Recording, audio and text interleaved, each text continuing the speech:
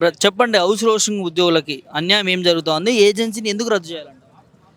ఇప్పుడు ఏజెన్సీ వ్యవస్థ ఏదైతే ఉందో, ఈ వ్యవస్థ ద్వారా ఏమైతుందంటే, ఇప్పుడు మీకు జీతం ఎప్పుడొస్తదన్న?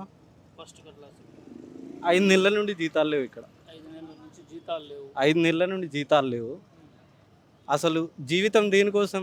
జీతంతో. ఇక్కడ జీతం లేక జీవితాలు పోతున్నాయి. ప్రభుత్వం స్పందించడం లేదు. ఇప్పుడు ఉద్యమం ఎందుకు వచ్చిందన్న? తెలంగాణ ఎందుకు తెచ్చుకున్నాం? తెలంగాణ ఉద్యమం ఎందుకు వచ్చింది? మన నీళ్ళు, నిధులు, నియామకాలు.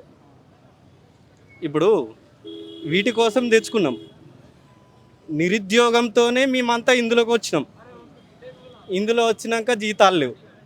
ఈ ఏజెన్సీ వ్యవస్థ ద్వారా ఏమవుతుందంటే, జీతాలు టైంకి రావు, పిఎఫ్ కాంట్రిబ్యూషన్ టైంకి కట్టరు, ఈఎస్ఐ కట్టరు. పొంగ రోడ్డు మీద ఏదైనా గుద్దిందనుకోండి ఎవరికన్నా, హాస్పిటల్ ఖర్చులు, ఈఎస్ఐల అడ్మిషన్కు ఒక్కడు కూడా ఎలిజిబుల్ లేవు మీడ. అంటే ఏజెన్సీకి పిఎఫ్ ఈఎస్ఐ కట్టకపోవడం వల్ల, పిఎఫ్ రెగ్యులర్ ఉండకపోవడం వల్ల ఏదైతే సెంట్రల్ గవర్నమెంట్ నుండి అంటే ఎక్స్గ్రేషియా వస్తుందో చనిపోతే అది కూడా రాదు. ఈ శాలరీస్ కూడా ఇప్పుడు ఏదైతే గవర్నమెంట్ ఒక 3 కేటగిరీస్లో డిఫరెంట్ మాకు సార్ట్అవుట్ చేసింది, ఆ ఏ 3 కేటగిరీస్ వాళ్ళకు కూడా టైమ్లీ పేమెంట్ ఏ ఏజెన్సీ చేయదు. సో ఈ ఏజెన్సీ వ్యవస్థను రద్దు చేసి గవర్నమెంట్ ఒక కార్పొరేషన్ కానీ ఏర్పాటు చేస్తే ఏజెన్సీకి పోయే కమిషన్లు కానీ, జిఎస్టీలు కానీ, ట్యాక్సులు కానీ, ఇవి సుమారు 8,000 ప్లస్ ఉంటుంది. ఈ 8,000 అనేది డైరెక్ట్ అంటే ఎంప్లాయీకి ఇచ్చినప్పుడు బెనిఫిటే కదా, టైమ్లీ పేమెంట్ అనేది అవుతుంది. సో ఇట్లా కాకుండా ఏజెన్సీ ద్వారా ఇవ్వడం ద్వారా ఏమవుతుందంటే, ఈపీఎఫ్, ఈఎస్ఐ కాంట్రిబ్యూషన్ కూడా ఏది టైం రావట్లేదు, శాలరీ టైం రావట్లేదు. దీని ద్వారా గత సంవత్సరాలుగా ఒక 20 మంది అవుట్సోర్సింగ్ ఎంప్లాయీస్ చచ్చిపోయారు అన్న. ఒక్క గవర్నమెంట్ కూడా స్పందించింది లేదు.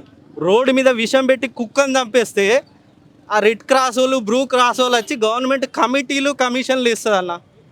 అంటే ఒక వ్యక్తి జీవితం కన్నా కుక్కలకు వాల్యూ ఉంది, మూగ జీవాలకు వాల్యూ ఉంది. అంటే ప్రభుత్వాలు స్పందించవా? స్పందించాలి కదన్న. అంటే ఇన్ని అన్యాయాలు జరుగుతున్నా కూడా ప్రభుత్వం నుండి ఏ విధమైన పాజిటివ్ రెస్పాన్స్ లేదన్న. ఇదనే కాదన్న, ఇప్పుడు పని అంటే వర్కింగ్ అవర్స్ ఎన్ని ఉంటాయన్న మీకు? మీ ఫ్లెక్సీని తగ్గట్టు మీరు చేసుకుంటారు. రోజులో ఒక 8 గంటలో 12 గంటలో చేసుకుంటారు.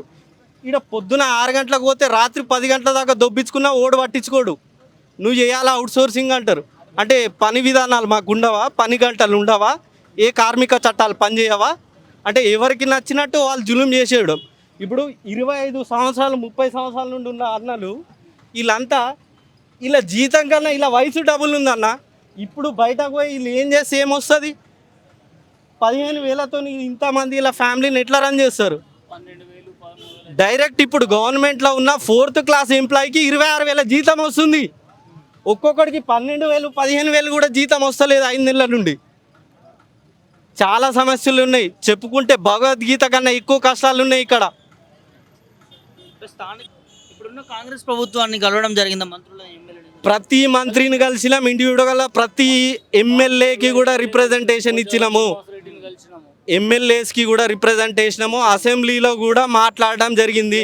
అన్న నేను ఒకటే అడుగుతున్నా, సీఎం గారిని, రేవంత్ రెడ్డి గారిని రిక్వెస్ట్ చేస్తున్నా, కమిటీలు కాదు, తక్షణమే మాకు ఒక ఉపశమనం కావాలి. వెంటనే ఒకటి మాకు ఏదైనా ఒక రిలాక్సేషన్ కావాలి అన్న. అన్నిటికంటే దారుణమైన వ్యవస్థ మీకు ఒకటి చెప్తున్నా. రీసెంట్లీ ఒక డ్రైవర్ చనిపోయిండు, ఆపరేటర్ చనిపోయిండు, హాస్పిటల్లో ఒక స్టాఫ్ ఎంప్లాయీ చనిపోయిండు సూర్యాపేటలో. రోడ్ మీద ఉన్నారన్న వాళ్ళ ఫ్యామిలీస్. మీరు ఎవరెవరో మీరు ఎక్కడో రాష్ట్రంలో జరిగే వైనాడుకు పోయి సేవలు అందించకండి. కేరళలో కొట్టుకుపోయిన వాళ్ళు కాదు, ఈడ లక్షల మంది కొట్టుకోవద్దురు. వాళ్ళకు సొల్యూషన్ ఇవ్వండి. మేమేం కోరట్లేము, ఏజెన్సీ వ్యవస్థను రద్దు చేయండి. దాని ద్వారా గవర్నమెంట్కి ₹1 కూడా భారం పడదు. ఏదైతే జిఎస్టీ ఉందో అది పోతుంది, ఏదైతే ట్యాక్సెస్ ఉంటాయో అవి పోతాయి, అవి నేరుగా ఉద్యోగికి లభిస్తాయి. దాని ద్వారా మాకు బెనిఫిట్ ఉంటుంది, ఆర్థిక భారం ఏది పడదు. సార్ రాష్ట్ర అభివృద్ధిలో మీరు మీ గవర్నమెంట్ ఎంతైతే ఎఫిషియెంట్గా పనిచేస్తుందో గత దశాబ్దాలుగా మేము కూడా అంతే వర్క్ చేస్తున్నాం.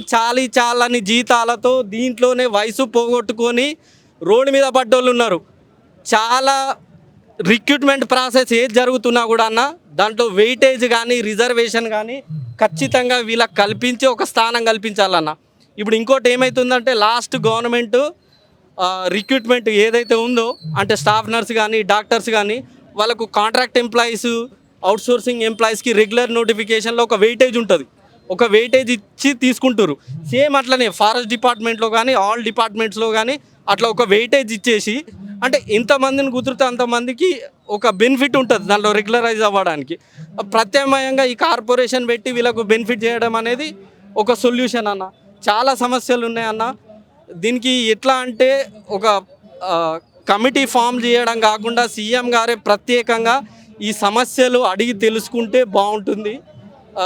మాకు ఖచ్చితంగా ఈ గవర్నమెంట్లో రిలీఫ్ దొరుకుతుంది, అవుట్సోర్సింగ్ ఉద్యోగులకు న్యాయం జరుగుతుందని నేను అనుకుంటున్నాను.